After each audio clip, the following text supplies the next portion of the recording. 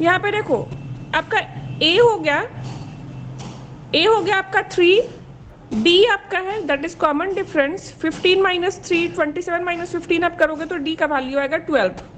Now if nth term is the required term then an minus a54 equal to 132। यहाँ पे आप question ध्यान से समझो, विच टर्म, तो suppose nth term is the required term, ये यहाँ पे विच टर्म के लिए हम लोग nth टर्म यूज कर रहे हैं। So nth term is the required term, then an minus a54 is equal to 132। अब आपका यहाँ पे जो क्वेश्चन है which term of the AP given AP will be 132 more than its 54th term, तो इसको हम लोगों ने an minus a54 equals to 132 इस इक्वेशन के फॉर्म में पुट कर दिया। अब an के जगह पे हम लोगों ने n पुट किया, माइनस 54 का वैल्यू 54, a54 का वैल्यू 54 लिया और 12 हमारा जो डिफरेंस है कॉमन डिफरेंस उसका वैल्यू है और 132 यहाँ पे दिया हुआ है, तो उसके बेसिस पे n माइनस 54 को हमने लेफ्ट साइड में रखा और 132 डिवाइडेड बाई 12 कर दिया, बिकॉज 12 हमारा यहाँ पे मल्टीप्लीकेशन में था। तो इसको आप कैंसिल करोगे, सॉल्व करोगे तो 54 आप उधर ले जाओगे प्लस में करके, बिकॉज इधर माइनस में है तो उधर जाएगा तो प्लस में होगा। n का वैल्यू हो जाएगा 65। सो हमारा जो अभी रिक्वायर्ड टर्म था which term, so the 65th term of the AP is 132 more than its 54th term। इस तरह से आपको ये बनाना है। समझ में आ रहा है? Yes ma'am. ठीक है, थोड़ा सा लेंदी है बट प्रैक्टिस करते करते। यहाँ पे इसका फॉर्मूला होता है S equals to n by 2 into 2a plus n minus 1 into D, या फिर S equals to n by 2 into a plus a, 2a को हमने a प्लस a लिख दिया है और n माइनस 1 इंटू डी, और a को छोड़कर बाकी जितने भी टर्म्स बचते हैं a plus n minus 1 into D, उसको आप l लिख सकते हो। तो यहाँ पे l का वैल्यू हो गया a plus n minus 1 into D. इस तरह से आपका डिफरेंट फॉर्मेट में सेम फॉर्मूला को दिया हुआ है, बस आपको याद करने में ये फर्स्ट वाला फॉर्मूला जो है वो ज़्यादा कन्वीनियंट होगा। ठीक है? Yes ma'am. हाँ, s equals to n by 2 into 2a plus n minus 1 into D. आप फर्स्ट फॉर्मूला को लेकर चलना, बाकी सारे को जस्ट इग्नोर करो। जहाँ ज़रूरत होगी वहाँ हम लोग ये सारे फार्मूलेस को भी ट्राई करेंगे, but first one is the more convenient. आगे बढ़ते हैं। क्वेश्चन है आपका, फर्स्ट क्वेश्चन पेज नंबर 10 में है, find the sum of first 100 natural numbers. ये आपका इंपॉर्टेंट क्वेश्चन है, एग्जाम में बहुत बार आया हुआ है, इसलिए इसको मैंने यहाँ पे टच किया है। Find the sum of first 100 natural numbers. तो यहाँ पे पहले आपको देखना होगा कि नेचुरल नंबर्स क्या होते हैं। नेचुरल नंबर्स का माने है कि यहाँ पे सीक्वेंस लिख दिया 1 2 3 4 और ये आपका 100 तक जाएगा, बिकॉज आपका क्वेश्चन है find the sum of 100 natural numbers. इसमें आपका a हो गया 1 फर्स्ट टर्म और d हो गया आपका कॉमन डिफरेंस दैट इज 1 1 का इसमें यहाँ पे डिफरेंस है। फॉर्मूला हम लोग ये टॉप वाला लगाएंगे, Sn equals to n by 2 into 2a plus n minus 1 into D. S n के जगह पे हमको 100 लिखना होगा because n is the last term, 100 is the last term. तो n हो गया हमारा 100, n के जगह पे 100 पुट किया, a की जगह पे 1 पुट किया, d की जगह पे 1 पुट किया। कैलकुलेशन आप एक बार देख लो, अगर कहीं पे कोई कंफ्यूजन है तो मुझे ये बता दो। आपको फाइनल कैलकुलेशन के बाद वैल्यू आएगा 50-50।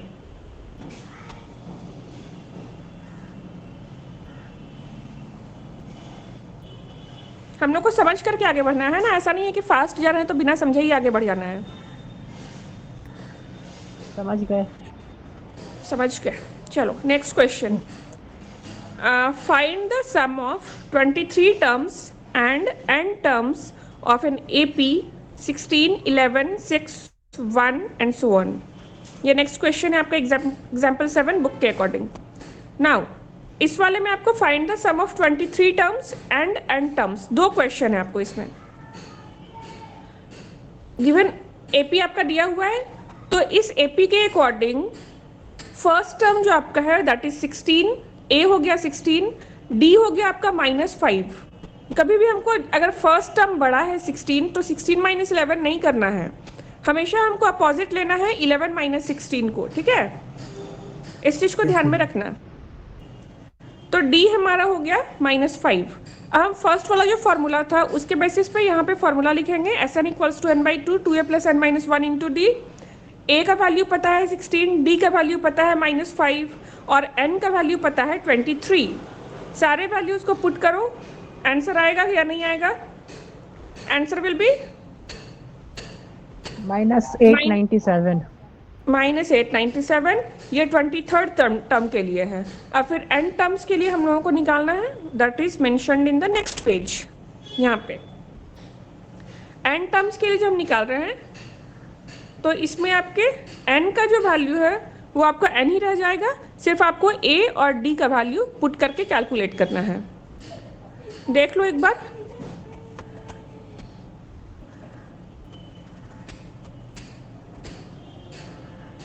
क्लियर है? क्लियर है मैम। Yes ma'am. चलो अच्छी बात है। नेक्स्ट क्वेश्चन पे जाएं। Yes ma'am. चलो एग्जाम्पल 9 है आपका, पेज नंबर 11 का। How many terms of the AP 1, 4, 7 so on must be taken so that the sum may be 715। आपका यहाँ पे दिया हुआ है गिवन AP जो है आपका 1 और 7, उसके अकॉर्डिंग A आपका फर्स्ट टर्म है दैट इज 1, D आपका हो गया कॉमन डिफरेंस दैट इज 3, और यहाँ पे आपको ये n का वैल्यू नहीं दिया हुआ है, सम में भी 715। तो ये आपको Sn का वैल्यू दिया हुआ है 715, आपको निकालना होगा n का वैल्यू। ये चीज क्लियर है? Yes ma'am. कॉन्सेप्ट आपको थोड़ा सा समझना होगा कि कहाँ पे क्या दिया हुआ है। ऐसा नहीं कि ए और डी हम क्वेश्चन से निकाल लिए और बाकी हमारे पास जो एक नंबर दिया हुआ है वो एन का वैल्यू हो गया और हमको एस एन हम निकाल लेते हैं, कैलकुलेट कर लेते हैं, वही आंसर हो जाएगा। ऐसा नहीं करना है, ठीक है? आपको क्वेश्चन केयरफुली पहले समझना है, रीड करना है कि आपको क्या दिया हुआ है, सो दैट सम में भी 715। मतलब आपको ये एस एन का वैल्यू आपको दिया हुआ है, आपको एन का वैल्यू फाइंड आउट करना है। तो यहाँ पे इसलिए मैंने आपको ये क्वेश्चन लिया था, सॉल्व किया यहाँ पे, सो दैट आप लोग का डिफरेंट टॉपिक से कॉन्सेप्ट क्लियर हो। यहाँ पे फॉर्मूला वही रहेगा S N equals to n by two into 2a plus n minus 1 into D. सारे वैल्यूज हमने यहाँ पे पुट किए हैं। देखो एस एन का वैल्यू है 715, a का वैल्यू है 1 और d का वैल्यू है 3। n का वैल्यू हमको निकालना है, तो n का वैल्यू मुझे नहीं पता है, तो जब आप इस सारे इक्वेशंस को सॉल्व करोगे तो आपका ये क्वाड्रेटिक इक्वेशन के फॉर्म में हमारा इक्वेशन रेडी है। This is a quadratic equation. अब क्वाड्रेटिक इक्वेशन में हम b का वैल्यू कैसे निकालते हैं? d का value minus B plus minus B square minus 4ac by 2a, इस कॉन्सेप्ट से निकालते हैं। Yes ma'am. तो सेम फॉर्मूला हम लोगों ने यहाँ पे अप्लाई किया है। यहाँ पर सिर्फ आपका जो भी b और a का वैल्यू है उसको आपको पुट कर देना है। मैंने यहाँ पे पुट करके डिस्प्ले किया है, आप देख लो। अगर कहीं पे कोई कंफ्यूजन है तो मुझे बताओ। सिंपल कैलकुलेशन, कुछ कंफ्यूजन है? फैक्टराइज करके भी कर सकते हो ना? हाँ, अगर फैक्टराइज में लेंदी हो जाएगा ना मैम? फैक्टराइज में वही लेंदी ठीक है। हो जाएगा मैम। फैक्टराइज में लेंदी हो जाएगा और इसमें आपको सिंपली आपको a और b का वैल्यू दिख रहा है तो आप इसमें सिंपल कैलकुलेशन करके प्रोसीड कर सकते हो। a का वैल्यू सिंपली 3 है, b का वैल्यू आपका -1 है, तो सिंपल इसमें कैलकुलेशन करना है। c का वैल्यू आपका -1430 है।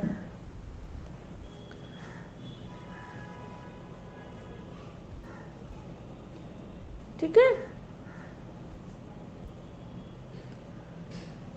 Yes ma'am. आगे बढ़े। Yes ma'am. यहाँ पे मैंने half of the question solve किया है। आप लास्ट में देख रहे हो 1 प्लस माइनस 131 डिवाइडेड बाई 6 है। इसको हम लोग फर्दर नेक्स्ट पेज में सॉल्व करेंगे, ठीक है?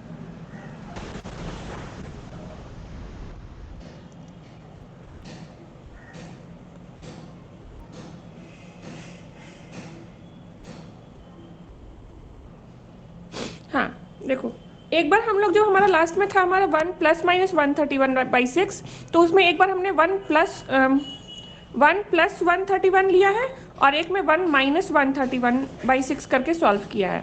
आपको इसी तरह से करना होगा।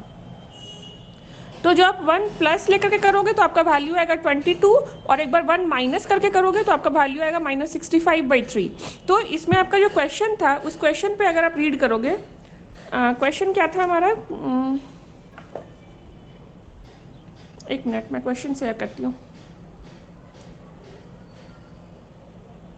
क्वेश्चन था आपका, how many terms of an AP must be taken so that the sum may be 715। तो आपका एक टर्म आया है 22 और एक टर्म आया है लास्ट में आफ्टर कैलकुलेशन -65/3। तो अगर हम लोग बोलते हैं यहाँ पे कि -60 हाउ मेनी टर्म्स, तो अगर हम लोग यहाँ पे बोलते हैं -65/3 terms of the AP must be taken so that the sum may be 715। तो ये -65/3 हम लोग किसी टर्म्स को डिफाइन कर सकते हैं? No ma'am. नहीं ना कर सकते हैं। तो इसलिए हम लोगों को वहाँ पे निगेटिव वाला जो वैल्यू है -65/3 उसको हम लोगों को इग्नोर करना होगा, और 22 जो वैल्यू है 1 + 131 से जो आया है वैल्यू, उसको वैल्यू को हम लोगों को फाइनल आंसर कंसिडर करना होगा। ये कॉन्सेप्ट क्लियर है? Yes ma'am. देखो, as -65/3 is a negative fraction, so the number of terms can't be equal to -65/3, so n equals to 22 आपका आंसर हो जाएगा। क्लियर है? Yes ma'am. ठीक है, चलो हम लोग नेक्स्ट क्वेश्चन में जाते हैं। एग्जाम्पल 13, ये आपका पेज नंबर 13 में दिया हुआ है। इस तरह के बहुत सारे क्वेश्चंस आपके बुक में दिए हुए हैं, आप लोग प्लीज़ इसको रिवीजन जरूर करना, क्योंकि यहाँ पे मैं बहुत सारा क्वेश्चंस सॉल्व टच करने की कोशिश जरूर की हूँ, लेकिन जब तक आप इससे रिलेटेड क्वेश्चंस खुद से प्रैक्टिस नहीं करोगे आपका कॉन्सेप्ट क्लियर नहीं होगा। आपको यहाँ पे तो बना बनाया क्वेश्चन मिल जा रहा है कि आपका ये क्वेश्चन है तो उसका प्रोसेस हम लोग इस तरह से आगे बढ़ेंगे, लेकिन जो आपको फ्रेश क्वेश्चन मिलेगा, ओनली क्वेश्चन, तब आपको कैसे उसमें कौन सा लॉजिक लगाना है, कौन सा फॉर्मूला लगाना है, एन डी या एस एन का क्या वैल्यू होगा, तो वो सब आपको खुद से सोचना होगा। तो वो सब प्रैक्टिस करो कि आप सही सोच पा रहे हो या नहीं सोच पा रहे हो। ठीक है? यहाँ पे आपका क्वेश्चन है, फाइंड द सम ऑफ,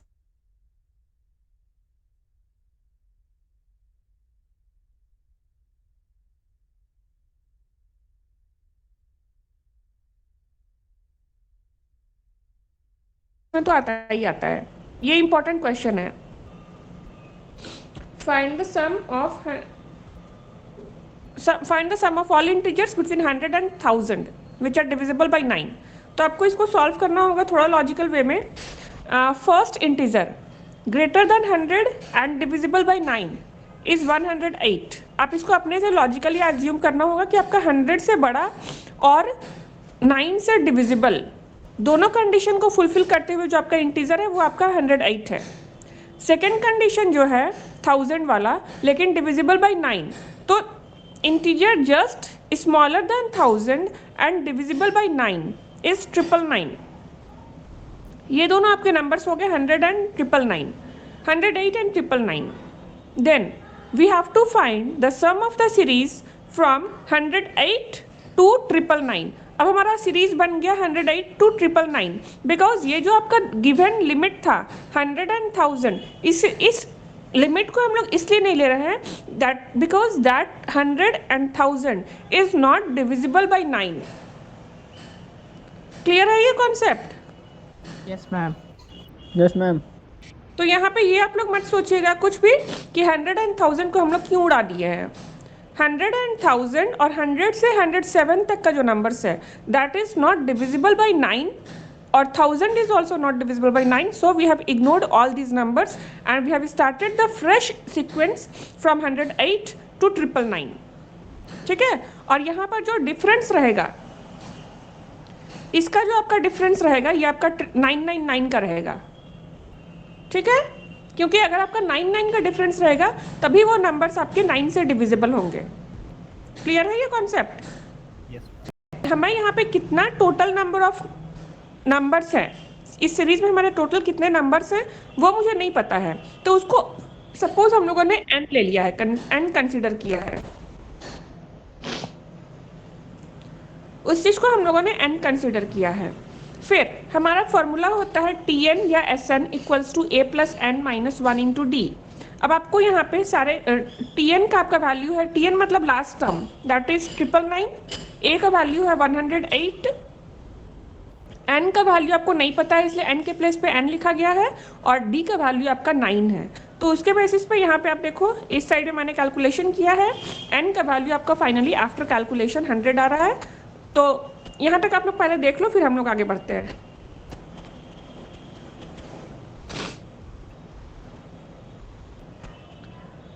और थोड़ा आप लोग बुक भी फॉलो करना, बिकॉज बुक में सारे टॉपिक्स के स्टार्टिंग में कुछ कुछ फॉर्मूलाज दिए गए हैं, उस फॉर्मूला को हल्का सा स्लाइड चेंजेस है सारे फॉर्मूलाज में, उस फॉर्मूला को किस कंडीशन में अप्लाई करना है वो आपको प्रैक्टिस के थ्रू समझ में आएगा।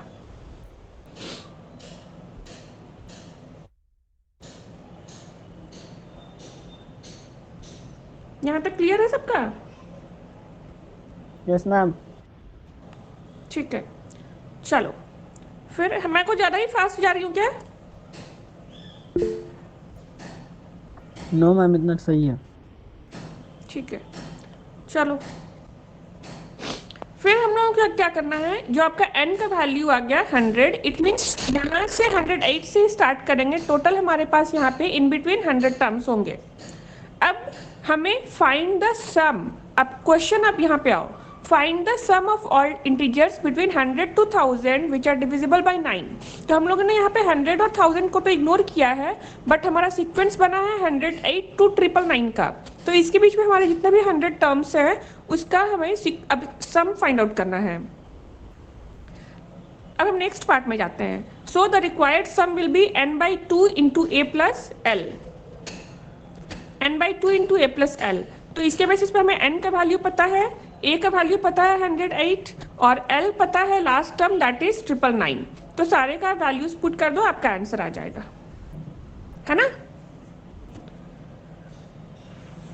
Yes ma'am. आप लोग स्क्रीनशॉट ले रहे हो ना? Yes ma'am. ठीक है, चलो नेक्स्ट क्वेश्चन पे हम लोग जाते हैं। एपी का हम लोग कुछ 4-5 टॉपिक देख लिए हैं, अब मैं जीपी के तरफ जाती हूँ। जीपी इज ज्योमेट्रिक प्रोग्रेशन, ठीक है, जीपी इज ज्योमेट्रिक प्रोग्रेशन।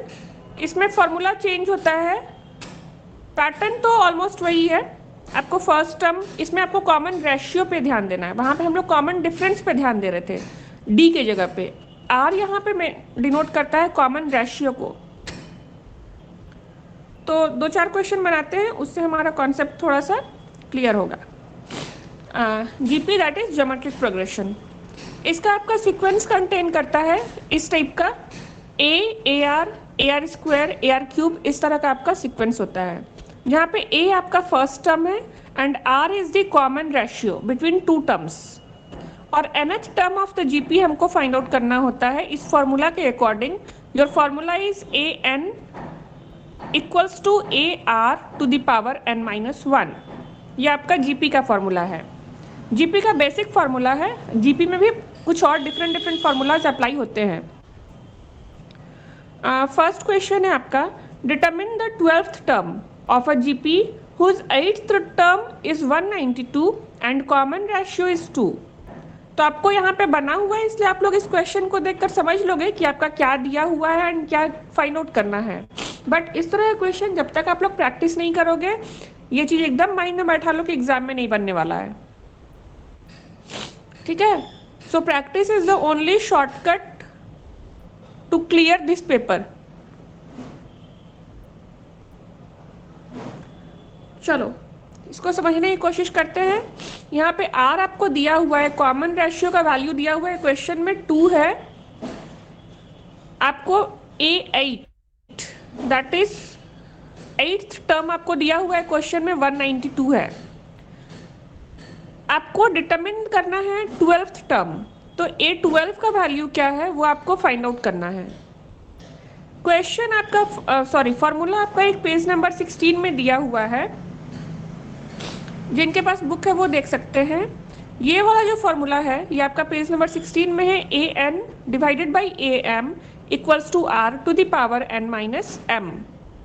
ये जो आपका 2 टर्म्स का रेशियो दिया रहेगा या फाइंड आउट करना है, उस सिचुएशन का ये फॉर्मूला अप्लाई होगा। तो आपको यहाँ पे ए एन के जगह पे जो फाइंड आउट करना है उसको हम ऊपर में लिखेंगे। A12 का हमको वैल्यू फाइंड आउट करना है। हेलो, आवाज आ रही है? Yes, ma'am. Yes ma'am. ठीक है, आप लोग कुछ बोल नहीं रहे तो मेरे को लगा कि फिर से नेटवर्क इश्यू है, मैं एक्सप्लेन किए जा रही हूँ। चलो, यहाँ पे फर्स्ट में हम लोग न्यूमरेटर वाले टर्म में लिखेंगे, जिस वैल्यू को हम लोगों को फाइंड आउट करना होगा उसका वैल्यू लिखेंगे, और नीचे में जो गिवन वैल्यू रहता है उसको लिखेंगे। तो हमारा वैल्यू यहाँ पे फॉर्मूला होता है r⁻n-m। तो n हो गया आपका 12, m हो गया 8, तो उस वैल्यूज को हमने यहाँ पे पुट कर लिया। 12 - 8 दैट इज r⁴। r का वैल्यू हमारा क्वेश्चन में दिया हुआ था 2। तो यहाँ पर से आपको A12 का वैल्यू सिर्फ नहीं पता है, तो आपका फॉर्मूला बन गया A12 = 2⁴, और ये A8 जो था उसको हम लोगों ने यहाँ पे डिवीजन में था, तो इसको हमने यहाँ पे कर दिया मल्टीप्लिकेशन में। ठीक है, यहाँ पे ये डिवीजन में था, इसको हम लोगों ने यहाँ पे मल्टीप्लिकेशन में कर दिया। फिर इसको आपको जो भी टर्म्स के वैल्यूज दिए हुए हैं उसको आपको वैल्यूज को पुट करके सॉल्व कर देना है, आंसर मिल जाएगा। समझ में आ रहा है? Yes, ma'am. कहीं पे किसी को कोई कंफ्यूजन, किसी को भी कहीं पे कोई कंफ्यूजन है तो बता दो।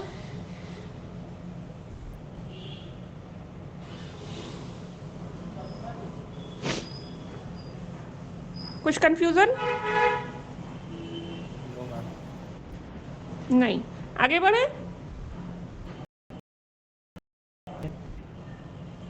ठीक है,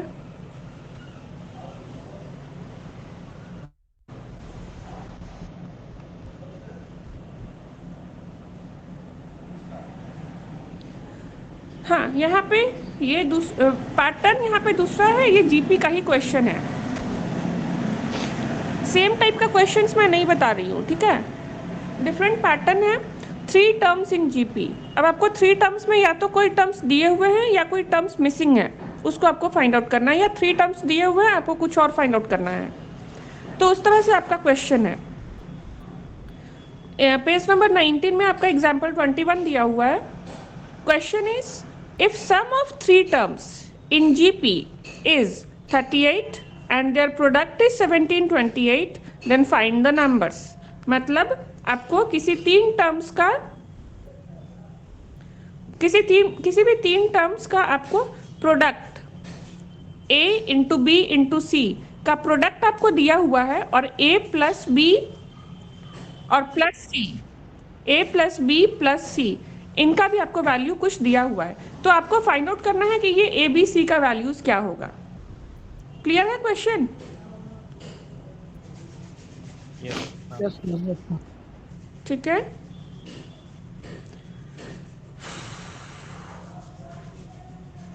साढ़े 10 से क्लास था, अभी 11:06 में स्टूडेंट्स ज्वाइन कर रहे हैं, तो कैसे होगा?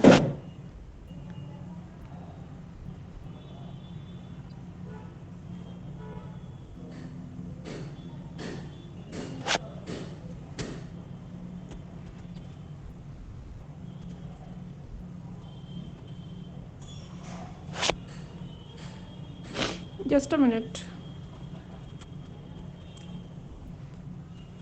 हाँ, अब हमको क्या करना है, 3 टर्म्स होते हैं जो जीपी में, उनको हम लोगों को रिप्रेजेंट करने का हमारा फॉर्मेट, मेथड हमारा ये होता है। A/R is the first term, second term will be A, third term will be AR। तो let the 3 numbers be A/R, A and AR। Next आपका होता है, अकॉर्डिंग टू द क्वेश्चन आप जाओ, there 3 numbers in GP if the sum of 3 numbers in GP is 38। तो हमने equation 1 के through उस कंडीशन को रिप्रेजेंट कर दिया कि अगर आपका ये 3 नंबर्स का सम 38 है तो हम इसको इस तरह से रिप्रेजेंट कर सकते हैं, और उनका जो प्रोडक्ट है वो हमारा 1728 है, तो उसको हमने इक्वेशन 2 के थ्रू रिप्रेजेंट किया है, that is A/R × A × AR is 1728। यहाँ तक क्लियर है? Yes, ma'am. ठीक है, अब इक्वेशन 2 में देखो, आर के वैल्यू को आप कैंसिल आउट कर सकते हो, because one is in numerator, another one is in denominator. तो हमारे पास इक्वेशन 2 से तीनों ए को आप मल्टीप्लाई करोगे तो ए क्यूब का वैल्यू होता है 1728 हो गया, और यहाँ पे ए क्यूब जो 12 का क्यूब होता है दैट इज 1728, सो ए का वैल्यू हो गया 12। ठीक है, अब जो ए का वैल्यू आया उसको आपको इक्वेशन 1 में पुट करना है। इक्वेशन 1 में जो आप पुट करके सॉल्व करोगे तो यहाँ पे सिर्फ r हमारा अननोन वेरिएबल है यहाँ पे, और बाकी जो a का वैल्यू था 12 उसको हमने यहाँ पुट कर दिया। आप एक बार इसको सॉल्व करके देखो, ये 12 को मैंने इस साइड ले लिया है तो 38 माइनस 12 दैट इज 26। इन दोनों 12 में से एक 12 कॉमन ले लिया, तो कॉमन लेकर के मैंने यहाँ पे सॉल्व किया है।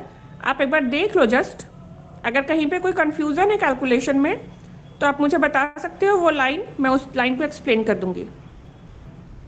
सिंपल कैलकुलेशन है, आप बताओ कहीं पे अगर कोई कंफ्यूजन है तो। यहाँ तक कॉमन लेकर के सॉल्व किया हुआ है, इसके बाद आपका जो टर्म आ रहा है उसको हमने क्वाड्रेटिक इक्वेशन के टर्म में यहाँ पे मेंशन किया है। उसके बाद उस क्वाड्रेटिक इक्वेशन को हमने फैक्टराइज कर दिया है। फैक्टराइजेशन के बाद आपका दो वैल्यूज आ रहे हैं, first one is 3r minus 2 equals to 0 and second one is 2r minus 3 equals to 0। एक बार आपका आ रहा है r का वैल्यू 2/3 और एक बार आपका आ रहा है r का वैल्यू 3/2। इसके बाद क्या करना होगा बता सकता है कोई मुझे? 2/3, तो जब r इक्वल्स टू 2/3 लेंगे तो हमारा जो नंबर्स था a/r, a और ar, उसका वैल्यू निकालेंगे, इससे हमारा 3 वैल्यू आएगा। और फिर हम लोग सेकेंड केस लेंगे जब r इक्वल्स टू 3/2, उस केस में a/r, a और ar का वैल्यू कुछ डिफरेंट आएगा, तो उस वैल्यू को आपको कैलकुलेट कर लेना है। That will be the sum, that will be the numbers. Question था आपका फाइंड द नंबर्स। क्वेश्चन देखो यहाँ पे, फाइंड द नंबर्स, तो आपको जो ये तीनों आप निकाल लोगे तो यही आपके फाइनल आंसर हो जाएंगे। क्लियर है यहाँ तक? Yes ma'am. ठीक है, बाकी सारे स्टूडेंट सिर्फ अटेंडेंस बनाने के लिए ज्वाइन किए हैं, कोई और रिप्लाई नहीं देता है, सिर्फ मुझे एक ही आवाज़ सुनाई देती है। No ma'am, understand. Yes miss. Ma'am हाँ, यहाँ पर yes. नेट मैक ऑन करने पर नेट कम हो जाता है। क्या कम हो जाता है? नेटवर्क थोड़ा कमजोर है इधर का। अच्छा, मतलब मैक ऑन रहा तो मतलब अच्छा स्पेस नहीं आता है इमेज। अब दिख नहीं रहा, मैं माइक ऑन किया हूँ। वही प्रॉब्लम होता है। चलो फिर आप अपना माइक ऑफ ही रखो, बस समझते जाओ, यही मेरा मेन कॉन्सेप्ट है। तो देखो यहाँ पे, लेकिन जहाँ भी किसी को कोई कंफ्यूजन होगा आप लोग प्लीज इन्फॉर्म कर देना। ऐसा नहीं कि मैम आपने बोला था कि फास्ट जाना है तो उसके चक्कर में हम लोग को समझ में नहीं आया था, ये फिर आप लोग बहाना बना दो, है ना? इस तरह का नहीं होना चाहिए। यहाँ भी नहीं समझ में आए तुरंत बता दो। यहाँ पे मैंने वही लास्ट वाले क्वेश्चन को जो भी वैल्यूज था उसको लेकर के कैलकुलेट किया हुआ है, आप लोग देख लो, स्क्रीनशॉट लेते जाओ, that will be easier for you. Next हमारा पैटर्न आता है example 23 that is given in page number 20। आपका टॉपिक है sum of the infinite numbers of a GP.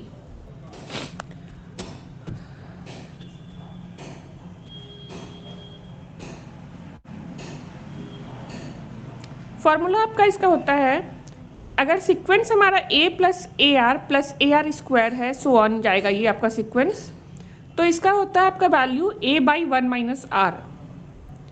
एक क्वेश्चन के थ्रू इसको हम लोग सॉल्व करते हैं। Find the common ratio of a GP is -4/5। Common ratio अगर दिया हुआ है इट मीन्स आपका r का वैल्यू दिया हुआ है, and the sum to infinity is 80/9। आपका सम का वैल्यू दिया हुआ है 80/9।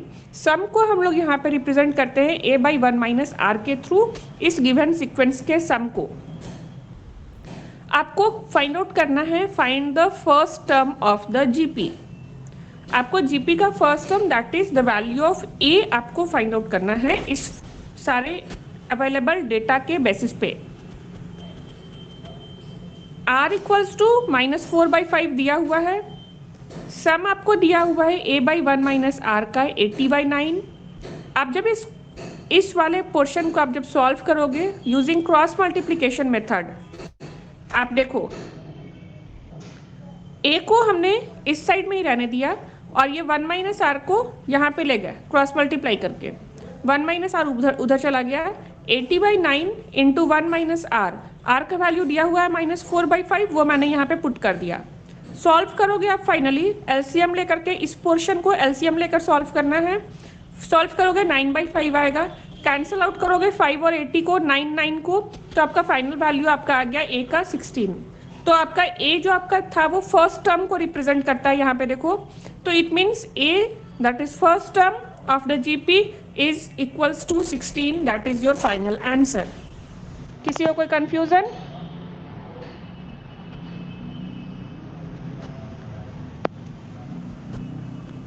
हेलो, एक बार फिर से मैम, एक बार फिर से। फिर से क्वेश्चन को ध्यान से पढ़ना है और जो भी उसमें मेंशन किया हुआ है उसको हम लोग को समझना है। Sum of infinite numbers of a GP का सीक्वेंस हमारा ये होता है, सम का फॉर्मूला हमारा ये होता है a/1 माइनस आर से हम लोग sum of any infinite numbers of a GP को हम लोग इस फॉर्मूला के थ्रू, इस टर्म के थ्रू रिप्रेजेंट करते हैं। क्वेश्चन में जाओ आप, common ratio of a GP आपका दिया हुआ है -4/5। नेक्स्ट आपका दिया हुआ है सम टू इन्फिनिटी इज 80/9, मतलब ये किसी सीक्वेंस का सम जो आप a/1 माइनस आर से रिप्रेजेंट कर रहे हो that is equals to 80/9। Clear है यहाँ तक? Yes ma'am. बस उसके आगे आपको और कुछ नहीं करना है। आर का वैल्यू दिया हुआ है -4/5, मैंने लिख दिया यहाँ पे। a/1 माइनस आर का वैल्यू दिया हुआ है 80/9, ए को हम लोग इसी साइड रहने दिए, 1 माइनस आर को हम लोग यहाँ पे ले गए, 80 इंटू 1 माइनस आर, ठीक है। फिर 80 इंटू 1 माइनस आर हो गया। फिर आर का जो वैल्यू था हमारा यहाँ पर से -4/5, उसको मैंने यहाँ पे पुट किया -4/5। अब 1 -4/5 को आप इंडिविजुअली सॉल्व करोगे साइड में, तो आपका वैल्यू आएगा 9/5। आप सॉल्व करके देख लो, एलसीएम लेकर के सॉल्व करना है।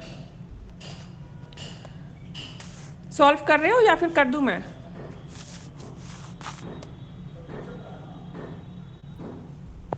कर लिया हेलो? मैम, हो गया, आ गया 9/5। ठीक है, आपका जब 9/5 आ गया तो आप 9 को ऊपर नीचे से कैंसिल कर दो और 5 से 80 को कैंसिल करोगे तो 16 से वो डिवाइड होगा। तो a का जो वैल्यू हमने यहाँ पे फाइंड आउट किया था वो a का वैल्यू आपका आ गया 16। आपका देखो इस सीक्वेंस में आपका a जो है वो आपका फर्स्ट टर्म था और क्वेश्चन में भी आपको फाइंड आउट करना था कि find the first term of the GP.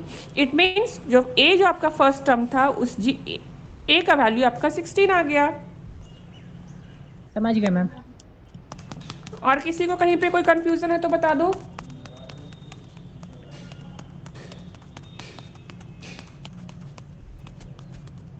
"25 to 30 students are there. If anyone is having any problem, they can tell me." No ma'am, सब सही। No ma'am. चलो ठीक है। नेक्स्ट मैं टॉपिक शेयर करती हूँ, दैट इज हाँ, अब हम लोग एपी एंड जीपी से रिलेटेड टॉपिक्स देख लिए। अब आपको जाना है एचपी के टॉपिक पे। HP that is harmonic progression.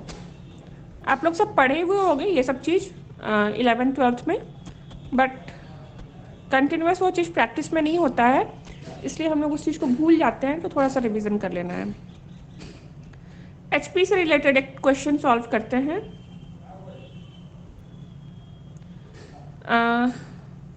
Example 25 है आपका। इसके लिए फॉर्मूला यहाँ पे होता है SN equals to A plus N minus 1 into D।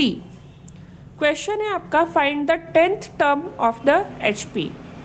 एक सीक्वेंस यहाँ पे दिया हुआ है, इसमें आपको HP convert the 10th term of the HP। अगर आपका कोई भी क्वेश्चन HP में दिया हुआ है उसको हम लोग पहले क्या करेंगे, AP के सेंस में कन्वर्ट कर लेंगे।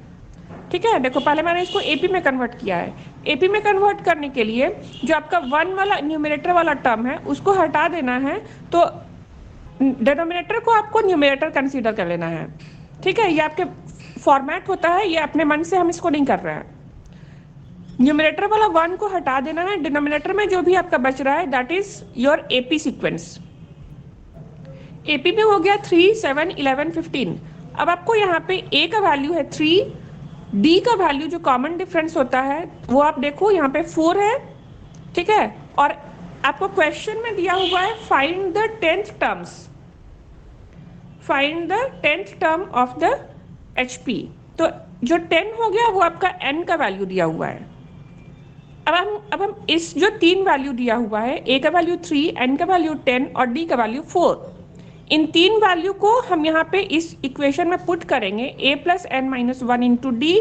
जो भी हमारा Sn का वैल्यू आएगा after calculation, that is the value of the 10th term of the HP। और एक चीज यहाँ पे ध्यान रखना है, क्योंकि हम लोग यहाँ पे HP वाला क्वेश्चन को फ्रैक्शन के वाला जो क्वेश्चन है उसको हम लोग पहले यहाँ पे एपी में कन्वर्ट किए थे, इसलिए आपका जो भी जो आंसर आ रहा है वो आपका एपी में आ रहा है। अब इसको हम लोग एचपी में कन्वर्ट करने के लिए 1/39 लिख देंगे, तो आपका ये आंसर एचपी में हो गया। ये कॉन्सेप्ट क्लियर हुआ?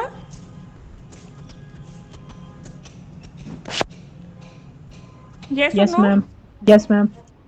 क्लियर है? Yes ma'am. ठीक है, तो ये आपका एपी, जीपी एंड एचपी, इन 3 टॉपिक को मैंने थोड़ा थोड़ा टच किया है। आप कोशिश करना कि इससे आगे जो भी बुक में क्वेश्चंस है उसमें इंटरेस्ट लेकर के आप बनाओगे।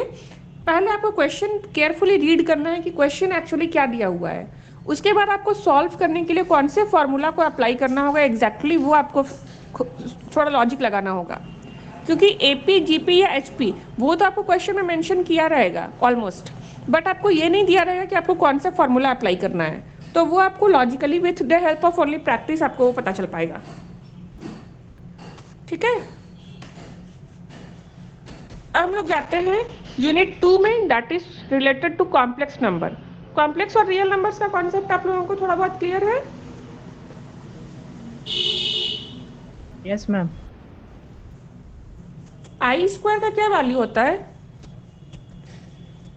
-1 -1 मैम। यस, आई स्क्वायर का वैल्यू हमारा -1 होता है। और इसमें हमारा 2 पार्ट्स होता है, एक होता है रियल पार्ट, एक होता है इमेजिनरी पार्ट।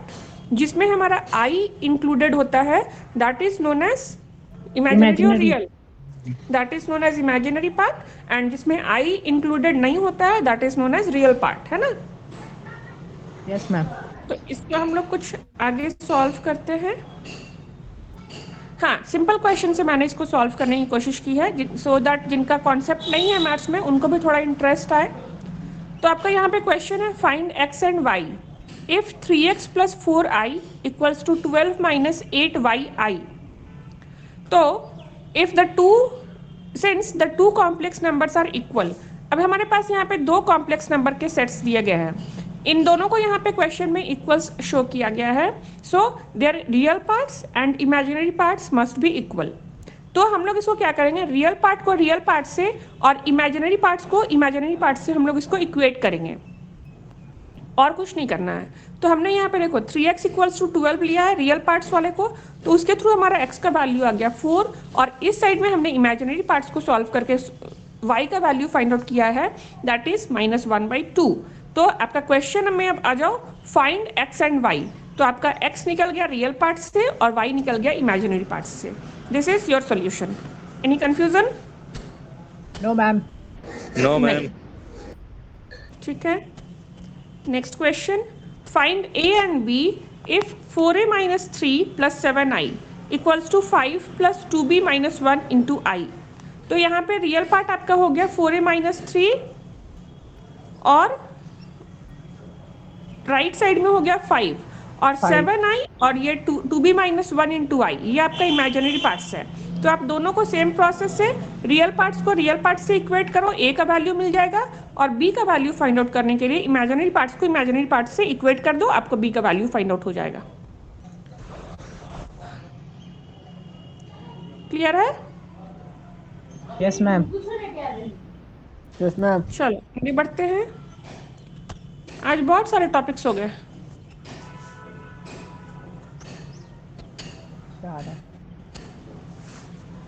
बहुत सारे टॉपिक्स हो गए ना आज।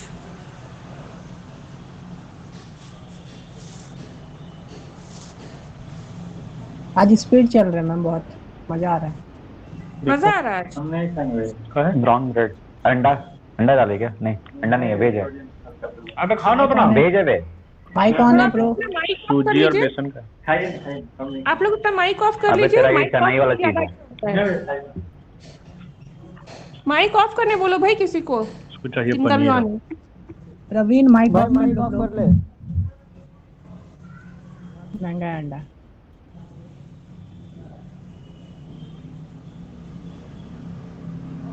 जिनको नाश्ता वास्ता करना है आराम से कर लो, माइक ऑफ कर लो, लॉग आउट कर लो सेशन को, उसके बाद आराम से अपना नाश्ता लंच डिनर जो भी करना है वो सब कुछ कर लो। बट जो क्लास कर रहे हैं उनको डिस्टर्बेंस नहीं होना चाहिए। चलो हाँ, नेक्स्ट क्वेश्चन हम लोग सॉल्व करने की कोशिश करते हैं।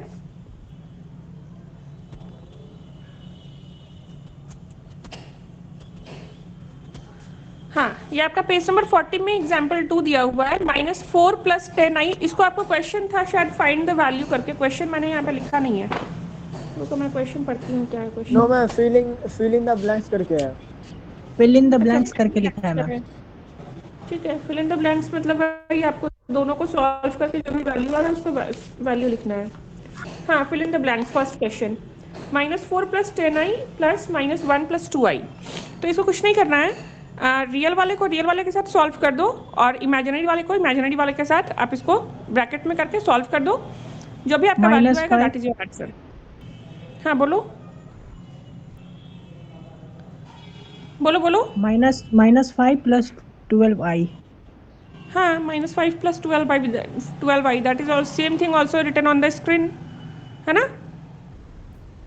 Yes ma'am. अच्छा, आप लोगों के बैच में जितने भी स्टूडेंट्स क्लास कर रहे हैं, तो जो रेगुलर है उनके लिए तो प्रॉब्लम नहीं होगी। अगर जो स्टूडेंट्स क्लास नहीं किए हैं in case due to any reason आपके बैच में, तो अगर वो साइड से कुछ क्लास करना चाहते हैं तो वो मेरे को कांटेक्ट कर सकते हैं, है ना? मैडम Exam से कांटेक्ट कैसे करें, कांटेक्ट कैसे करें ये बता दीजिए आप। कांटेक्ट के लिए ऑब्वियसली मेरा नंबर आपको नोट डाउन करना होगा। मैम तो आप अपना नंबर दे दीजिए आप। हाँ, नंबर लिख लो आप लोग। बोलिए। 8340 8340 273 क्या मैम? 273 273 765। 765। थैंक यू मैम, हाँ। Thank you. तो जिनको भी कुछ इन जो भी 5 क्लासेस आपके अलॉट हुए इग्नू की तरफ से, उनके अलावा अगर किसी को कोई हेल्प की ज़रूरत होगी तो दे कैन कॉन्टैक्ट मी। या कोई ऐसे स्टूडेंट्स जो क्लास नहीं करते हो, अंडा और सूजी बेसन का भी नाश्ता करने में बिजी हो, तो वो नया क्लास ऑब्वियसली छूट रहा होगा, तो मेरे से कांटेक्ट कर सकते हैं। चलो नेक्स्ट क्वेश्चन। नेक्स्ट क्वेश्चन आपका सेम क्वेश्चन का है आई थिंक। हाँ, 4th वन मैंने बनाया है यहाँ पे। सेम क्वेश्चन एग्जाम्पल 2 का 4th question, 3 - 5i + -3 + 5i। Same thing यहाँ पे 3 - 3 जो रियल पार्ट है उसको एक तरफ ले लिया है, इमेजिनरी पार्ट्स को एक तरफ ले लिया है, बट आपको यहाँ पे माइनस प्लस जो भी साइंस हैं उनका आपको यहाँ पे स्पेशल केयर करना है। अगर माइनस प्लस में थोड़ा सा भी गड़बड़ हुआ या एक भी साइन अगर छूटता है तो आपका सारा आंसर रॉन्ग हो जाएगा। 3 - 3 लिया और यहाँ पे -5i + 5i, तो चारों टर्म्स यहाँ पे कैंसिल आउट हो जाते हैं, तो आंसर विल बी 0। कुछ स्टूडेंट्स क्या करते हैं, अगर आंसर 0 आ गया है तो उसमें भी थोड़ा सा कंफ्यूज हो जाते हैं कि नहीं मेरा 0 सारा कैसे कट जाएगा, उसमें कुछ ना कुछ तो आंसर आना चाहिए, तो उसको फिर से बनाने में लग जाते हैं। तो आपको कॉन्फिडेंट रहना है कि आपने जो भी बनाया है वो सही है और आपने सही कॉन्सेप्ट के थ्रू बनाया है, तो अगर 0 भी आ रहा है या कुछ भी आंसर आ रहा है तो दैट इज राइट, है ना? Yes ma'am. अब एग्जाम्पल 3 है। एग्जाम्पल 3 में देखो फिल इन द ब्लैंक्स है आपका, माइनस ब्रैकेट में 3 + 4i। अब आपको इसको कुछ भी नहीं करना है। एक्चुअली मैंने ये क्वेश्चन यहाँ पे इसलिए लिया है क्योंकि कुछ स्टूडेंट्स कंफ्यूज हो जाते हैं कि इसमें कौन सा फॉर्मूला अप्लाई करना है, इसको कैसे मल्टीप्लाई डिवीजन सब्ट्रैक्शन कैसे सॉल्व करना है, मुझे नहीं पता। ठीक है, तो एक छोटे से लाइन को बस इसको सॉल्व करने के लिए कुछ स्टूडेंट्स क्या करते हैं, क्वेश्चन ये ब्लैंक छोड़ देते हैं कि इसमें कौन सा फॉर्मूला अप्लाई होगा, ये तो सिर्फ एक टर्म दिया हुआ है, नहीं बन रहा मेरे से। आपको इसमें कुछ नहीं करना है, सिर्फ इसको मल्टीप्लाई -3 + 4i को माइनस से आपको मल्टीप्लाई करके जो भी टर्म्स यहाँ पे आ रहे हैं that is your complete final answer. है ना? No Yes, ma'am. Formula no steps, Yes, no ma'am. Formula no steps you have to apply here. इसके बाद सेकेंड क्वेश्चन आपका सेम थिंग है, थर्ड क्वेश्चन है एक्चुअली, 2 + 3i - i। इसमें simply आपको बस ब्रैकेट ओपन करके सबको सॉल्व कर देना है यूजिंग प्लस माइनस साइन जो भी आपका दिया हुआ है, उसके थ्रू आपको प्लस माइनस साइन का ध्यान रखते हुए बस ब्रैकेट ओपन करके सॉल्व कर देना है। That is your complete and correct answer. Clear है? क्लियर है मैम। नेक्स्ट क्वेश्चन एग्जाम्पल 4, उसमें फर्स्ट क्वेश्चन है 2 + 3i का होल स्क्वायर। ये आपको a + b का होल स्क्वायर के फॉर्म में मैंने ये इस चीज़ को यहाँ पे लिखा है, आपको सिंपली सॉल्व कर देना है a + b के होल स्क्वायर के फॉर्म में। आप देख लो, अगर कुछ कंफ्यूजन है तो बता दो। यहाँ पे मैंने पहले लिखा था 12i - 5, that is also the right answer, but हम लोग हमेशा रियल और कॉम्प्लेक्स नंबर में पहले रियल नंबर को लिखते हैं, रियल पार्ट को, फिर इमेजिनरी पार्ट्स को लिखते हैं। So real part is -5 and imaginary parts is 12। So both the answers are correct. Clear है यहाँ तक? Yes, ma'am. Yes ma'am. चलो नेक्स्ट क्वेश्चन आपका है a + b × a - b के फॉर्म में, थर्ड वन। इसको देख लो बस कैसे सॉल्व हुआ है। a + b × a - b के फॉर्म में है। इसका फॉर्मूला क्या होता है? A square minus B square. a² - b², correct. तो आप देख लो इसको, कहीं कुछ कंफ्यूजन है तो बता दो। b² को मैंने लिखा है 49i² और i² का वैल्यू होता है -1।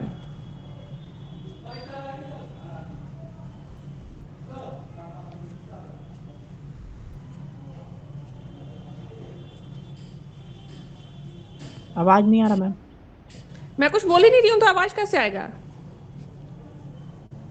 मैंने बोला आप लोगों को कि देख लो, कुछ कंफ्यूजन है तो बताओ। क्लियर है मैम। आप लोगों की आवाज आनी चाहिए ना फिर कि मैम क्लियर है या कंफ्यूजन है। मैम Clear है। तो हर समय मेरी ही आवाज सुनोगे आप लोग, ऐसा जरूरी तो नहीं है। कभी कभी आप लोग ही बोल दो कि हाँ मैम क्लियर है, या फिर या मैम यहाँ पे कंफ्यूजन है ना? क्लियर। चलो नेक्स्ट टॉपिक।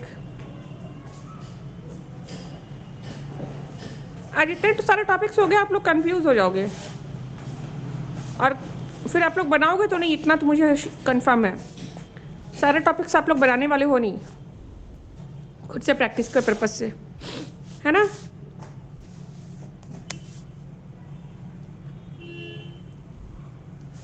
चलो एक क्वेश्चन यहाँ पे है ओमेगा वाला, याद है ये वाला पैटर्न? ये 11th-12th में पढ़ा हुआ है आप लोगों ने मैम उतनी सही से याद नहीं है। थोड़ा बहुत तो याद। क्या? हाँ थोड़ा बहुत तो याद मैम है। कौन सा पेज का है? पेज नंबर कौन सा है? पेज नंबर 51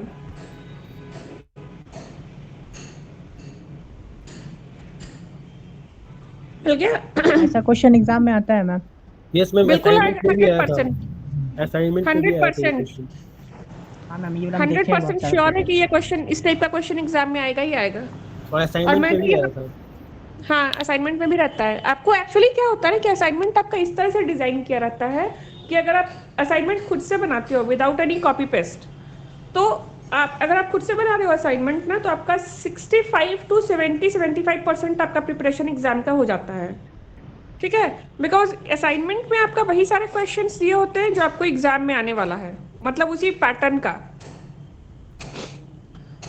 ये मैम अभी कुछ दिन पहले पता चला। क्या?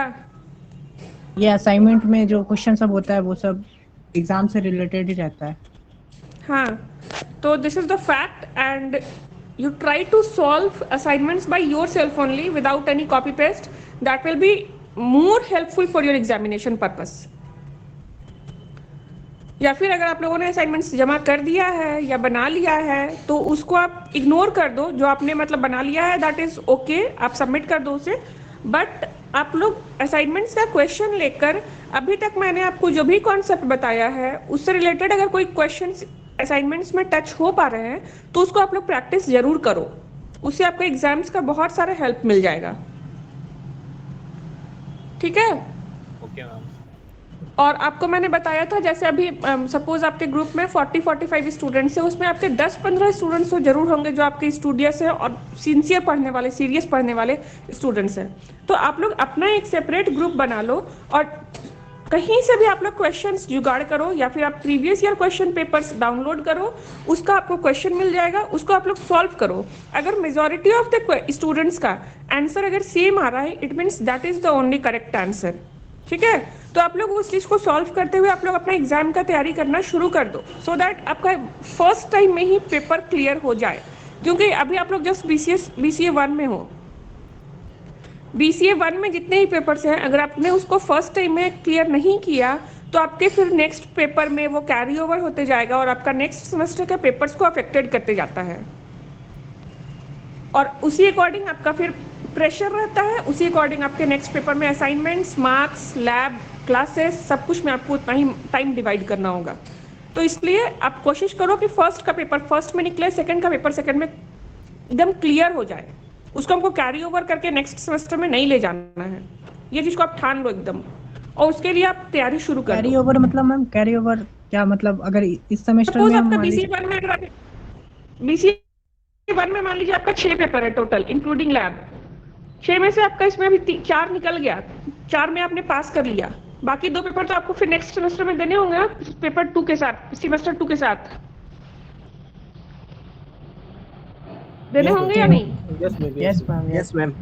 हाँ, तो आपका कैरी ओवर होते जाएगा ना, उससे आपका क्या होगा, जो आपको BCA 1 का तो 2 पेपर आपको नेक्स्ट सेमेस्टर में फिर से पढ़ना ही होगा, लेकिन BCA 2 का जो आपका पेपर है उसमें आपका टाइम डिवाइड हो जाएगा ना। Yes ma'am, yes ma'am. Yes ma'am. Papers आपका प्रेशर तो बढ़ते जा रहा है ना, तो उसकी वजह से फिर हो सकता है आपको BCA 2 का जो पेपर है वो भी आपका क्लियर नहीं हो पाए और फिर BCA 3 में आप उसको ले जाएंगे।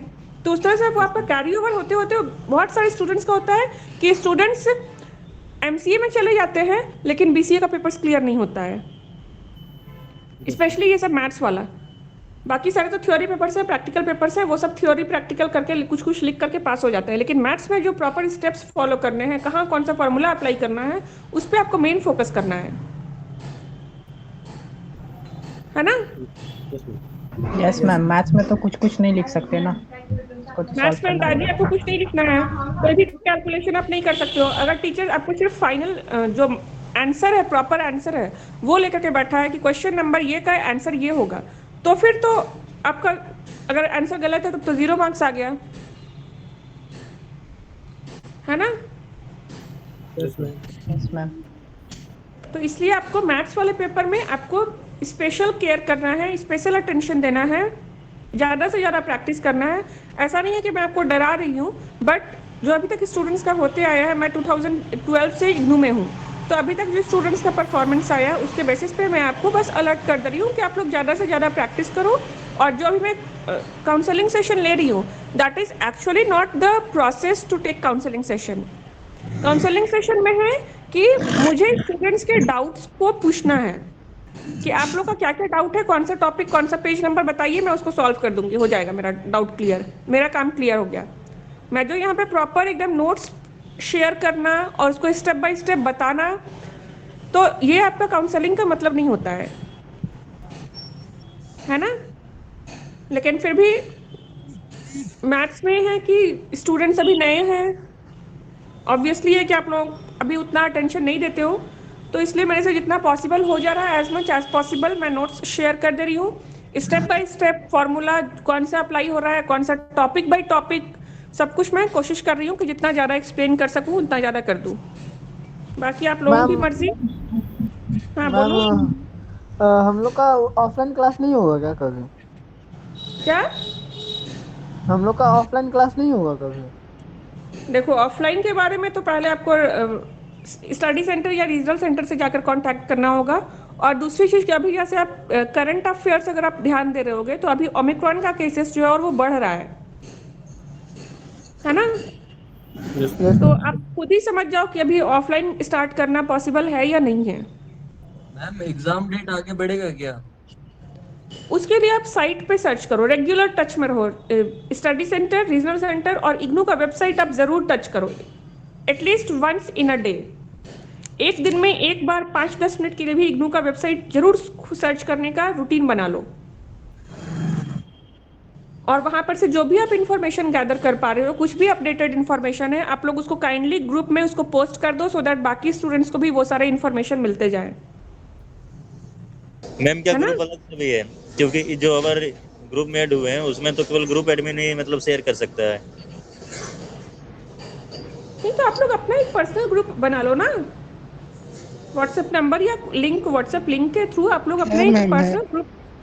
देव हम लोग का है, ग्रुप है, उसमें आ जाना ग्रुप। आप लोग अपना एक ग्रुप बना लो, इंडिविजुअल ग्रुप, और उसमें आप लोग जो भी, उसमें सारे लोग ग्रुप एडमिन रहो, और उसमें सिर्फ मीनिंगफुल कंटेंट्स जितने भी आते हैं पोस्ट, इंफॉर्मेशन से रिलेटेड, एग्जाम है, असाइनमेंट है, लैब है, थ्योरी काउंसलिंग है, वाइवा भी आप लोग का होगा, वो सब सारे से रिलेटेड जो भी आप लोग को डेट्स आ रहे हैं या फिर एक्सटेंड हो रहा है, जो भी इंफॉर्मेशन है उसको शेयर करते जाओ। शेयर ठीक है। होता है ग्रुप में। चलो फिर हम लोग ये क्वेश्चन, अभी थोड़ा क्वेश्चन पे आ जाते हैं। If one omega and omega square are the cube roots of unity, show that, first question है 1 plus omega square minus 1 plus omega square का whole cube plus omega square equals to 0। ये आपको proof करना है।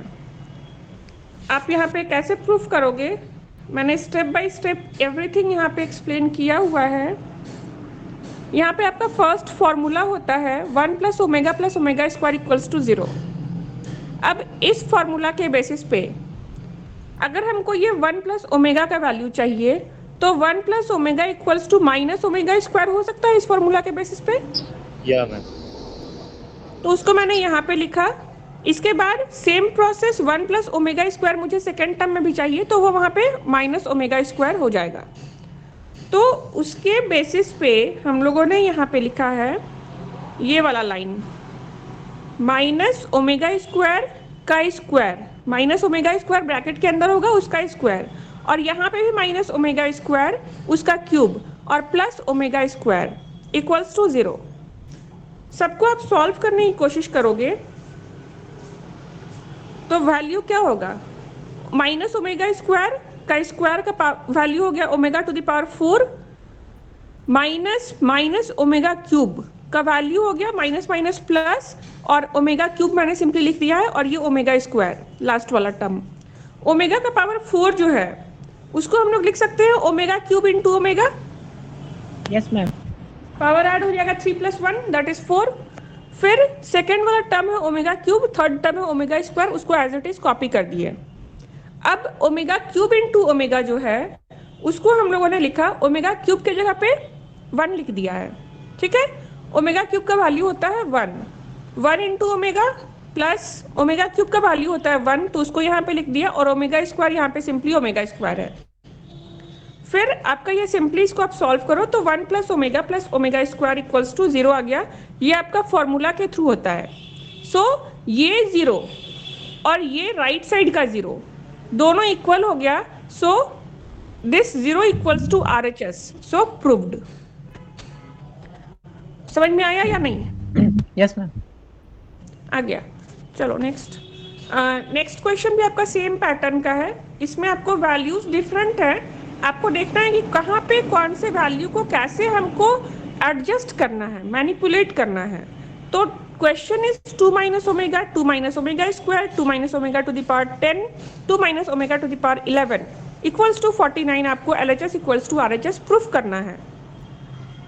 एक बार आप देखो कहीं भी कोई कंफ्यूजन है किसी को भी, तो वो मुझे बताओ, मैं उसको उस स्टेप को समझा दूंगी। ये जो ज्यादा आपका पावर है, वाला लोग को ओमेगा क्यूब के रूप में तोड़ने का कोशिश करना होगा मैम। हाँ, ये ओमेगा 10 और ओमेगा 11 इसको हम ब्रेक कर दिए ओमेगा क्यूब के फॉर्म में। आप लोग देखो अगर कहीं पे कोई कंफ्यूजन है तो मैं उस स्टेप को एक्सप्लेन कर दूंगी।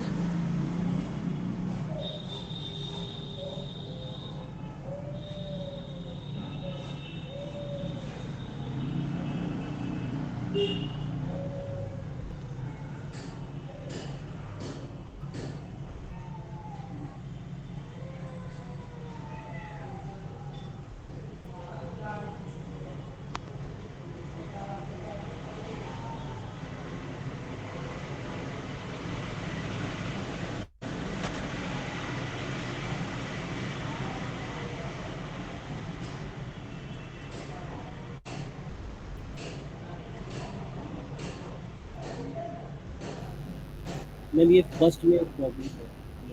क्या? वो फर्स्ट में जो क्वेश्चन बताए थे एग्जांपल 11 जी।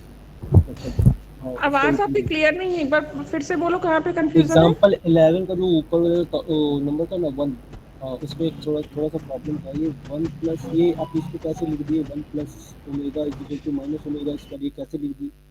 मतलब ये तो समझ में आपकी आया आवाज कि बहुत फॉर्मूला धीरे आ रही है। हेलो आपकी आवाज बहुत धीरे आ रही है। हाँ बोलिए।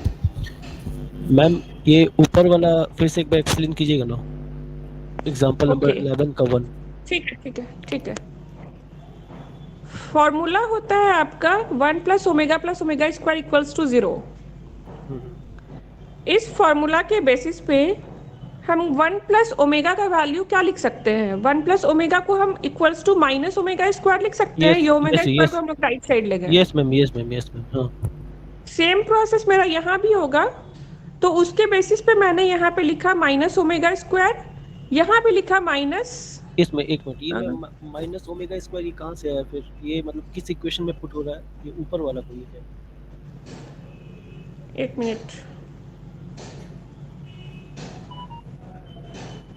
1 प्लस ओमेगा इस इक्वेशन के बेसिस पे हम माइनस ओमेगा स्क्वायर लिख सकते हैं। ओनली 1 प्लस ओमेगा का वैल्यू हम माइनस ओमेगा स्क्वायर लिख दिए।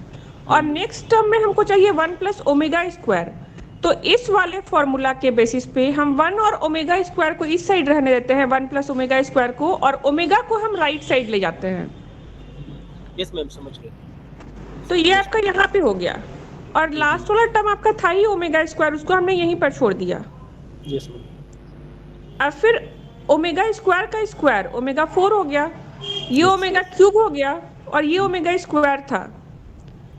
फिर ओमेगा 4 को हमने ओमेगा क्यूब के फॉर्म में तोड़ा है, because the value of omega cube is 1।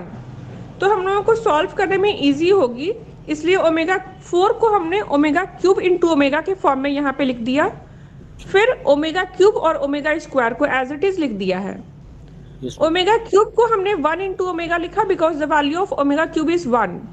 फिर यहाँ भी आपका ओमेगा क्यूब है, उसको मैंने 1 लिखा, ओमेगा स्क्वायर को ओमेगा स्क्वायर लिख दिया। ये आपका हो गया ओमेगा, ये आपका हो गया 1, और यहाँ पे omega square is omega square.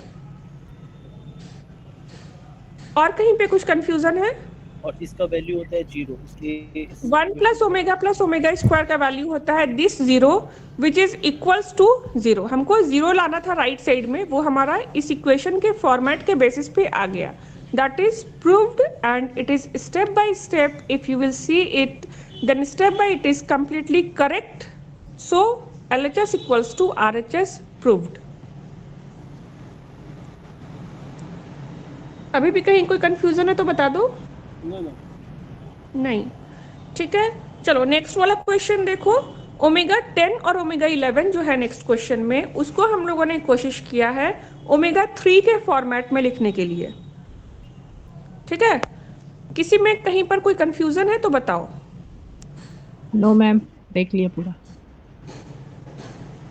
बन जाएगा इस टाइप का क्वेश्चन आएगा तो? Yes ma'am. Yes ma'am. Ma'am एक क्वेश्चन था। हाँ बोलिए।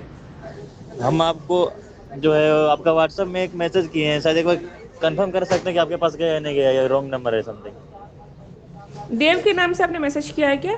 हाँ, मेरे को मैसेज आया है। ठीक है मैम, वही कंफर्म करना है। जो आपने नंबर नोट किया है तो उस बेसिस पे कंफर्म रहो कि हाँ उसी बंदे को मैसेज किया है। ठीक है, ठीक। मैम नंबर रिपीट कर दीजिए। 8340273765। बट अननेसेसरी मुझे मैसेज और कॉल्स नहीं चाहिए, है ना? Sure. No WhatsApp messages, no unnecessary calls, only meaningful messages and calls. चलो यहाँ तक समझ में आ गया? किसी को कोई कंफ्यूजन अभी तक में?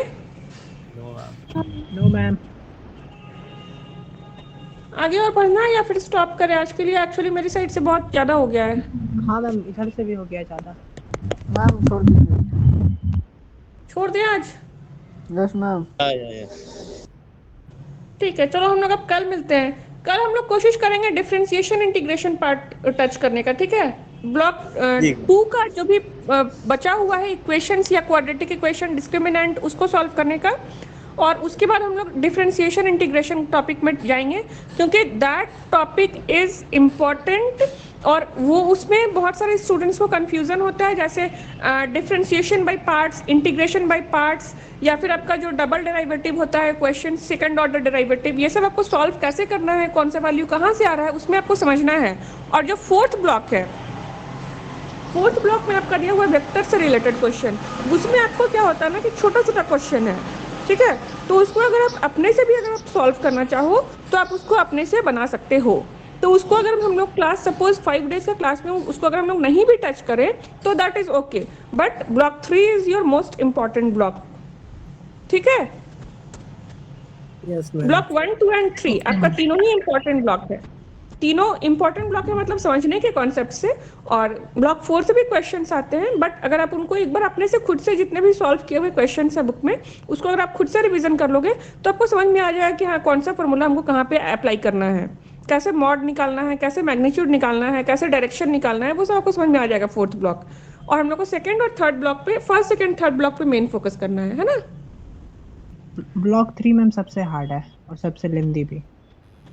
दैट इज माई रिस्पॉन्सिबिलिटी ना, ये कैसे उसको इंटरेस्टिंग बनाना है, मैम ये है ना। हेलो मैम, हाँ बोलिए, कुछ बोल रहे हैं। ये 2 minus omega bracket with 2 minus omega square, ये का इसका होल स्क्वायर, इसको फिर आप इससे नीचे वाला को कैसे कन्वर्ट किए? 4 माइनस 2 ओमेगा स्क्वायर, इसको मल्टीप्लाई किए क्या पहले? ठीक है, ठीक है, फर्स्ट को फर्स्ट से मल्टीप्लाई करो, 4 आया, 2 ओमेगा स्क्वायर ये आया, 2 ओमेगा स्क्वायर ये आया, नहीं यहाँ पे कुछ छूटा है क्या मेरा? 2 नहीं, ओमेगा 2 मैम ओमेगा, सही है। ये तो 2 ओमेगा आएगा ही मल्टीप्लाई करने से, स्क्वायर नहीं है यहाँ पे। ओमेगा को फिर मैंने 2 से मल्टीप्लाई किया और फिर ओमेगा को ओमेगा स्क्वायर से मल्टीप्लाई किया तो क्यूब आया, और ये स्क्वायर यहाँ पे जो था वो स्क्वायर आ गया। फिर मैंने पहले इसको स्क्वायर ब्रैकेट के अंदर वाले पोर्शन को सॉल्व किया कॉमन लेकर के, यहाँ पे जो भी हमारा कॉमन था उसको लेकर के सॉल्व कर दिया, 2 था कॉमन, 2 को कॉमन ले लिए, सॉल्व कर दिए, आगे बढ़ो। अभी भी कोई कंफ्यूजन है? No ma'am. 2 को पहले 2 से मल्टीप्लाई किए, फिर 2 को ओमेगा स्क्वायर से मल्टीप्लाई किए तो ये टर्म आ गया, फिर ओमेगा को 2 से मल्टीप्लाई किए और ओमेगा को ओमेगा स्क्वायर से मल्टीप्लाई किए तो ये टर्म आ गया। अब सेकेंड और थर्ड टर्म ये जो आपका है यहाँ पे, इन दोनों में से आप 2 को कॉमन ले लीजिए और ओमेगा प्लस ओमेगा स्क्वायर अंदर में हो जाएगा। यस मैम, और इसको फिर कैसे चेंज किए? ओमेगा इसको फिर चेंज करने का प्रोसेस है, यहाँ पे देखो 1 plus omega square equals to 0 होता है, तो अगर हम मुझे ओमेगा प्लस ओमेगा स्क्वायर का वैल्यू चाहिए तो ओमेगा और ओमेगा स्क्वायर को मैंने इस साइड रखा और -1 मेरा राइट साइड में चला जाएगा। Yes ma'am, yes ma'am. तो सेम प्रोसेस मैंने किया, यहाँ पे 2 और ब्रैकेट की जगह पे -1 मैंने लिख दिया है। ठीक है, अभी क्लियर है? Okay ma'am, yes ma'am. इसलिए मैं यहाँ पे कोशिश की हूँ कि आपको स्टेप बाय स्टेप सारे स्टेप्स को मेंशन करके आपको यहाँ पे समझाऊं, सो दैट जो अननोन स्टूडेंट्स हैं इस टॉपिक से रिलेटेड, किसी भी टॉपिक से रिलेटेड, उनको किसी भी तरह का कंफ्यूजन नहीं हो। और एक दिन स्टूडेंट्स ने, किसी ने पूछा था मेरे से कि स्टेप्स को स्किप कर सकते हैं या नहीं। यही आपका प्रॉफिट या लॉस है स्टेप्स को स्किप नहीं करने का, कि आप खुद भी कहीं पर अगर कंफ्यूज हो रहे हो तो आप अगर स्टेप बाय स्टेप अगर आप मेंशन किए हो तो आपको खुद भी समझ में आ जाएगा कि कहाँ पे स्टेप्स मैंने कौन सा स्टेप कहाँ से लिया है, उसको आप फिर से करेक्ट कर सकते हो। लेकिन अगर आप स्टेप्स को स्किप करते हुए बनाओगे तो आप भी उसको रिवाइज नहीं कर सकते हो एग्जामिनेशन हॉल में, और एग्जामिनर जो रहेगा उसके लिए भी वो चीज़ क्लियर नहीं होगा कि ये स्टेप मेरा कहाँ से आया, है ना। सपोज मैंने सेम क्वेश्चन में, इसी क्वेश्चन पे अगर मैं ये स्टेप नहीं लिख करके ये स्टेप मैं कट कर दूंगी और डायरेक्ट ये वाला स्टेप लिखूंगी और ये भी चीज मेंशन नहीं करूंगी, तो क्या आप लोगों के लिए ये चीज क्लियर होता कि ये स्टेप मेरा कहाँ से आ रहा है? नो मैम, नहीं ना होता। तो यही इसलिए मैं हमेशा बोलती हूँ कि मैथ्स ऐसा पेपर है जिसमें आप लोगों को स्टेप्स को स्किप नहीं करना है, स्टेप बाय स्टेप एकदम बनाना है मैथ्स को। आपके लिए भी क्लियर होगा, एग्जामिनर के लिए भी क्लियर होगा, ठीक है।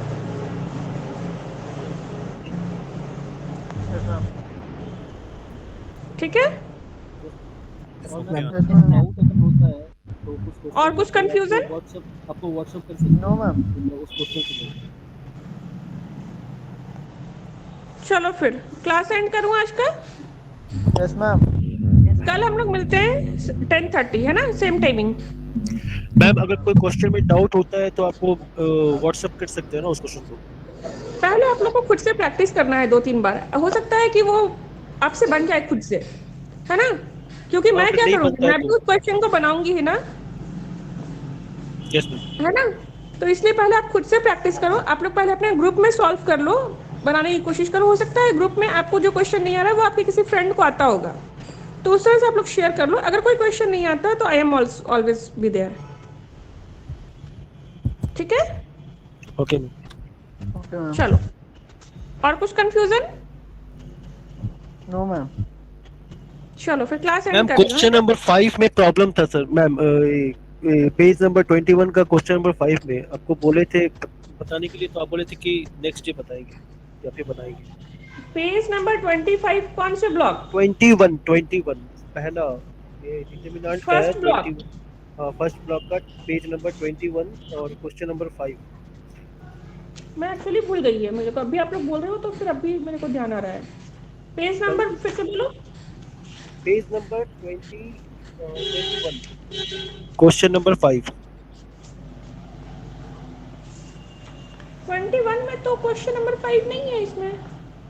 Ma'am page number 21 question number 5 determinant का क्वेश्चन है मैम। चेक योर प्रोग्रेस 3 का आप बोल रहे हो क्या क्वेश्चंस? मैम वॉल्यूम 1 मैथ्स का वॉल्यूम हाँ, 1 का वॉल्यूम 1 मैंने निकाला है। ये डिटरमिनेंट का क्वेश्चन नंबर 5 है। चेक योर प्रोग्रेस 3 का। हाँ, क्वेश्चन आप रीड करो एक बार। Solve the following system of homogeneous linear equation 2x minus y plus z हाँ is ठीक है, equal ठीक to है, मुझे मिल गया। ठीक है, मैं इसको भी पॉइंट आउट कर लेती हूँ, फिर मैं आपको बताती हूँ। कल आपको मैं शेयर करती हूँ, ठीक है? कल मैं आपको इस चीज़ को शेयर करती हूँ, ठीक है? एक्चुअली इसका जो आंसर पीछे दिया हुआ है वो थोड़ा डाउट लग रहा है। देख लेती हूँ, हो सकता है आंसर प्रॉब्लम हो। आपको बुक के आंसर पे, बुक के प्रोसेस पे हमेशा डिपेंडेंट नहीं रहना है। Check your progress 3।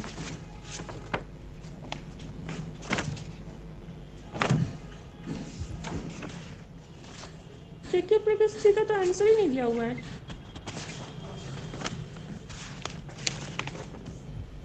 अच्छा हाँ, मिला। ठीक है, चलो मैं इसको कल सॉल्व कर देती हूँ, है ना? Okay ma'am. ठीक है, मैं इसको सॉल्व करके कल बता देती हूँ।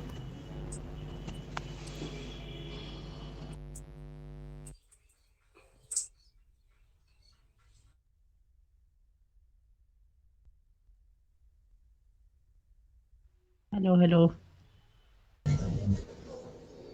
हाँ है एक ग्रुप। मेरा भी ऐड कर दो यार, नंबर हम दे दे रहे हैं। मैसेज कर दो यार कुणाल, इसको लिंक भेज दो। कुणाल को लिंक भेजते हैं। नहीं, कुणाल तुमको लिंक भेज देगा ग्रुप का। ठीक है, भाई एडमिन तो मैं नहीं हूँ लेकिन। तो कम से कम ग्रुप का तो इन्फॉर्मेशन तो मिल जाए भाई कि कौन है ग्रुप एडमिन। अगराज भाई, अगराज भाई। अगराज भाई यहाँ पे है क्या? अभी तो ऑनलाइन है ही नहीं यहाँ पे। तुमको देखता हूँ ग्रुप में लिंक होगा तो फिर। ठीक है, ग्रुप में लिंक में एक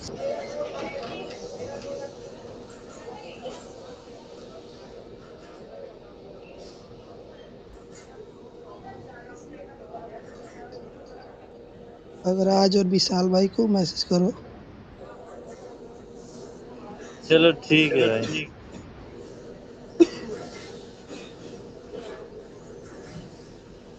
विशाल, कुणाल, रुको भेज रहे, रुको भेज रहे। भेजो यार कम से कम।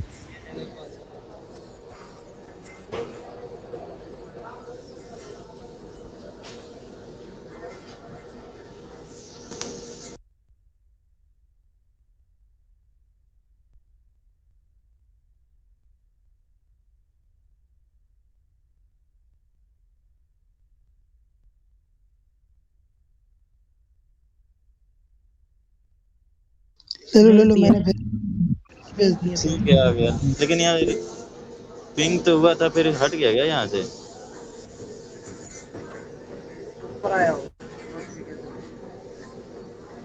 जीमेल पे आया हुआ है समथिंग। ठीक है भाई, थैंक यू, शुक्रिया। चलो ठीक है। ठीक।